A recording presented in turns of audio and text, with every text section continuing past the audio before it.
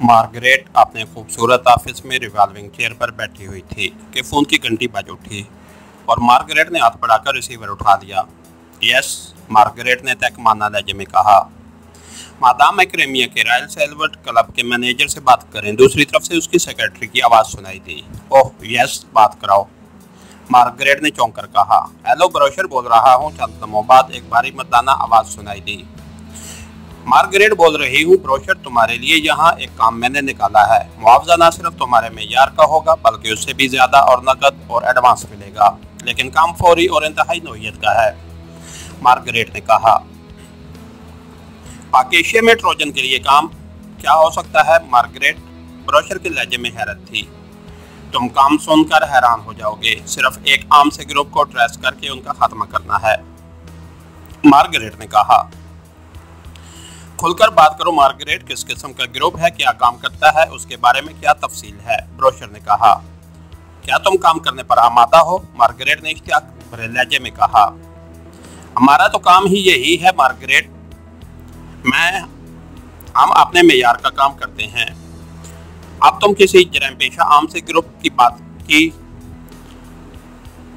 तो हम ये काम नहीं कर सकते, ब्रोशर ने कहा। एक सरकारी ग्रुप है जिसे 4 स्टार्स कहा जाता है और पाकिस्तान सीक्रेट सर्विस के तहत काम करता है। तो उसके लीडर का नाम अली इमरान है और कहा जाता है कि वो सीधा साधा और मस्करा सा नौजवान है। उसे ट्रेस करके खत्म करना है, मार्गरेट ने कहा। ठीक है, तुमने अच्छा किया कि मुझे तफसील बता दी, लेकिन तुम्हारे इससे क्या ताल्लुक है? जहाँ तक मुझे मालूम है कि तुम तो अद्वियात के बिजनेस से मुतल्लिक हो, जबकि अद्वियात के बिजनेस से लेकर सीक्रेट सर्विस या उसके लिए तहत काम करने वाले ग्रुप का कोई ताल्लुक नहीं हो सकता। मेरा ताल्लुक स्पेशल अद्वियात से है। लोग उन्हें जेली अद्वियात भी कहते हैं, लेकिन हम उसे स्पेशल अद्वियात कहते हैं। और ये ग्रुप दिनों यहाँ स्पेशल अद्वियात के खिलाफ काम कर रहा है और उसने हमें बेपनाह नुकसान पहुँचाया है, बल्कि एक लिहाज से हमारा कारोबार ही बंद कर दिया है।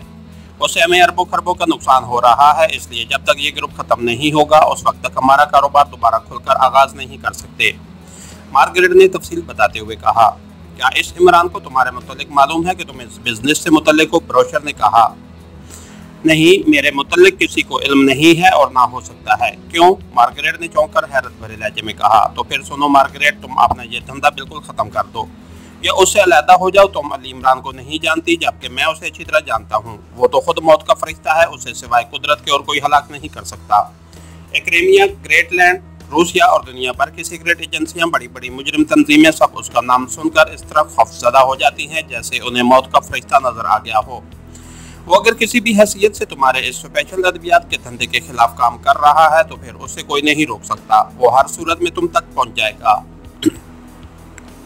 दूसरी तरफ से ब्रोशर ने कहा तो मार्गरेट के चेहरे पर इंतहाई हैरत के तसव्वुरात ऊपर आए। तुमने तो उल्टा उसके सीधे पढ़ने शुरू कर दिए ब्रोशर। आखिर वो इंसान है और इंसान तो मरते ही रहते हैं। क्या उसके जिस्म में गोली दाखिल नहीं हो सकती? मार्गरेट ने मुंह बनाते हुए कहा। वो हकीकतन इंसान नहीं है। अगर इंसान होता तो अब तक 1 करोड़ बार मर चुका होता। वो क्या है ये मुझे भी मालूम नहीं और मैंने तुम्हें इंतहाई मुखलिसाना मशवरा दिया है, वरना मुझे तो बहरहाल मुआवजे से गरज होती है। लेकिन वेरी सॉरी, मैं उसका मुकाबिल आकर ना ही खुद मरना चाहता हूँ और ना ही ट्रोजन का खात्मा कराना चाहता हूँ। वेरी सॉरी दूसरी तरफ से कहा गया और उसके साथ ही रब्ता खत्म हो गया। तो मार्गरेट ने मुंह बनाते हुए रिसीवर रख दिया। कौन है एक आदमी और उसे इस कदर खौफ? नॉनसेंस, मैं कोई और बंदोबस्त करती हूँ, मार्गरेट ने कहा और एक बार फिर रिसीवर उठाने के लिए हाथ बढ़ाया ही था कि अचानक कमरे के दरवाजा एक धमाके से खुला और मार्गरेट ने चौंक कर दरवाजे की तरफ देखा। दरवाजे से 2 आदमी अंदर दाखिल हो रहे थे और उन दोनों के हाथों में रिवॉल्वर थे। क्या मतलब? कौन हो तुम? मार्गरेट ने हैरत भरे लहजे में कहा। लेकिन दूसरे लम्हे उसके हल्क से बेख्तियार चीख निकल गई। एक आदमी ने बिजली की सी तेजी से आगे बढ़कर उसकी गर्दन पकड़कर उसे अपनी तरफ घसीट लिया था और उसका जिस्म घिसटता हुआ मेज के ऊपर से नीचे आ गिरा और उसके साथ ही उसके जहन पर तारीकी सी छा गई। फिर जैसे ही उसके जहन में रोशनी पैदा हुई उसने बेख्तियार उठने की कोशिश की, लेकिन उसका जिस्म सिर्फ कसमसा कर रह गया।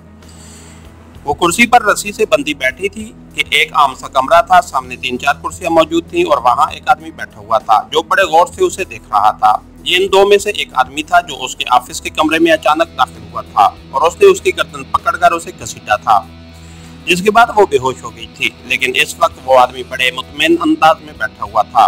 कौन हो तुम और मैं कहाँ हूँ? मार्गरेट ने खौफजदा से लहजे में कहा। तुम दोस्तों में हो मार्गरेट, घबराने की जरूरत नहीं है, उस आदमी ने बड़े नरम से लहजे में कहा। लेकिन वो जिम मेरे ऑफिस से क्यों लाया गया है यहाँ और क्यों बांधा गया है? मार्गरेट ने हैरत भरे लहजे में कहा। बाज़ औक़ात दोस्ती के बावजूद ऐसे इक़दाम करने पड़ते हैं, उस आदमी ने मुस्कुराते हुए जवाब दिया। ये कैसी दोस्ती है? मैं तो तुम्हें नहीं जानती। कौन हो तुम? क्या नाम है तुम्हारा? मार्गरेट ने उसीले लहजे में कहा। मेरा नाम नोमानी है और मेरा ताल्लुक हुकूमत की एक सरकारी एजेंसी से है, मार्गरेट और मादाम एम। अभी हमारे चीफ आ जाएंगे, फिर तुमसे बातचीत होगी। अगर तुमने ताउन किया तो हम तुम्हारे दोस्त होंगे, वरना दुश्मन, नोमानी ने जवाब देते हुए कहा। और फिर इससे पहले कि मजीद कोई बात होती, बाहर से हारन की आवाज सुनाई दी। ओह, इमरान साहब होंगे, नोमानी ने कहा और उठकर बाहर चला गया। इमरान? ओह, तो इन्होंने न सिर्फ मुझे ट्रेस कर लिया है बल्कि वो मुझे मेरे ऑफिस से उठाकर यहाँ ले आए हैं। अब क्या किया जाए? मार्गरेट ने बड़बड़ाते हुए कहा। उसकी पेशानी पर सोच की शिकनें नमूदार हो गई थीं। इसके साथ ही हमारी आज के एपिसोड का इख्तिताम हुआ। कहानीकार चैनल को लाइक कीजिए, सब्सक्राइब कीजिए और बेल आइकन को प्रेस कर दीजिए ताकि हर आने वाली नई वीडियो आप तक बर वक्त पहुँच सके। शुक्रिया।